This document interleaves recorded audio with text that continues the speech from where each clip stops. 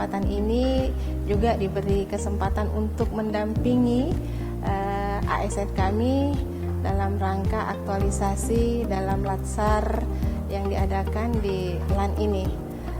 Untuk testimoni, saya kira pelaksanaan latsar tahun ini itu sangat berbeda dengan yang sebelum-sebelumnya dilakukan, yaitu sekarang turut aktif baik dalam media sosialnya, dalam pertemuan-pertemuan secara online, dan juga dalam pertemuan offline-nya.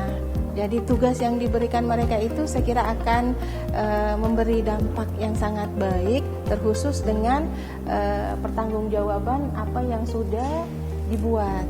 Sehingga ini nantinya di samping untuk pribadi mereka dan juga pengembangan khususnya ke prodi kami, Pak. Saya kira sangat positif sekali kegiatan ini, Pak. Saya melihat bahwa kegiatan latsar ini adalah suatu kegiatan yang sangat bermanfaat untuk pengembangan institusi kami. Kebetulan Fakultas Pertanian ini lagi mengembangkan program studi untuk mendapatkan akreditasi internasional ASEAN. Dan yang untuk batch 2 ini salah satu yang kami usulkan adalah program studi teknologi pangan yang kami usulkan untuk mendapatkan akreditasi internasional. Dan tentu untuk itu diperlukan inovasi-inovasi baru. Dan saya melihat metode yang digunakan di dalam latsar ini betul-betul memanfaatkan teknologi informasi. Jadi dosen bukan hanya kreatif di dalam menyampaikan bahan pembelajaran, tapi juga bagaimana memanfaatkan teknologi sehingga mahasiswa bisa dengan mudah menyerap ilmu yang disampaikan. Saya kira itu yang sangat penting, bahwa bagaimana membuat suasana kelas menjadi nyaman bagi mahasiswa sehingga mahasiswa betah untuk belajar dan dengan mudah bisa menyerap apa yang disampaikan oleh dosennya. Dan itu dengan adanya metode-metode yang diterapkan seperti di metode latsar ini, itu juga sangat penting. Oleh karena itu saya tentu sangat mengapresiasi metode kegiatan latsar CPNS pada tahun ini yang memang berbeda dengan tahun-tahun sebelumnya. Sebagai dekan di Fakultas MIPA Universitas Tadulako, saya menaruh harapan besar kepada dosen-dosen kami yang ikut latsar di sini. Dan alhamdulillah apa yang mereka lakukan itu sangat menunjang program kerja yang ada di fakultas, terutama dengan penggunaan kurikulum baru berbasis OBE yang mulai kami terapkan pada semester ganjil 2024-2025. Dengan kerja dari teman-teman anggota latsar yang di sini, alhamdulillah sedikit memberi informasi bagaimana penerapan dari kurikulum OBE. Dan harapan kami setelah ini selesai, maka teman-teman yang ikut latsar akan memberikan pengetahuannya kepada teman-teman dosen yang ada di program studinya masing-masing. Pertama-tama saya sangat berterima kasih sama pihak LAN. Kenapa? Karena ini latsar ini beda dengan model-model yang dulu ya. Kalau kita model yang dulu terus terang aja masih model belum teraktualisasi. Sekarang ini model aktualisasi dari dosen sebagai peserta latsar, mereka melakukan aktualisasi dalam rangka bagaimana meningkatkan model pelayanan, model bagaimana partisipasi sama semua orang dalam hal ini. Kemudian latsar juga pihak LAN juga mengembangkan sedemikian rupa bagaimana mereka mengembangkan diri dalam rangka kalau kita sebagai dosen pembelajaran itu sehingga sangat bermanfaat bagi pendidikan tinggi. Nah, itu yang pertama. Kedua, mampu meningkatkan karir mereka. Sementara sebagai wakil dekan 2 di bidang umum perencanaan dan keuangan selalu melihat dan sejauh mana peningkatan kualitas kerja mereka lakukan.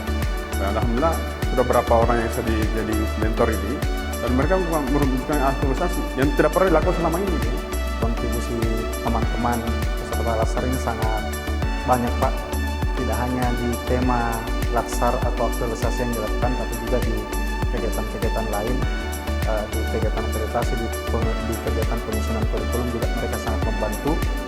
Mungkin juga dari adanya latsar ini dengan jargon akhlak, mereka juga dibekali dengan bagaimana bersikap kepada teman-teman, bagaimana bersikap kepada mahasiswa, sehingga itu juga sedikit banyak sangat membantu di jurusan, khususnya dalam pelaksanaan tugas-tugas, terutama pada tugas aktualisasi di e-learning yang memang sangat dibutuhkan oleh institusi kami saat ini. Pelaksanaan Latsar ini sebenarnya yang pertama itu kami ucapkan terima kasih karena dosen-dosen muda kami itu di LAN. Kami membandingkan bahwa kalau kita dulu Latsar itu adalah penguatan fisik, penguatan raga.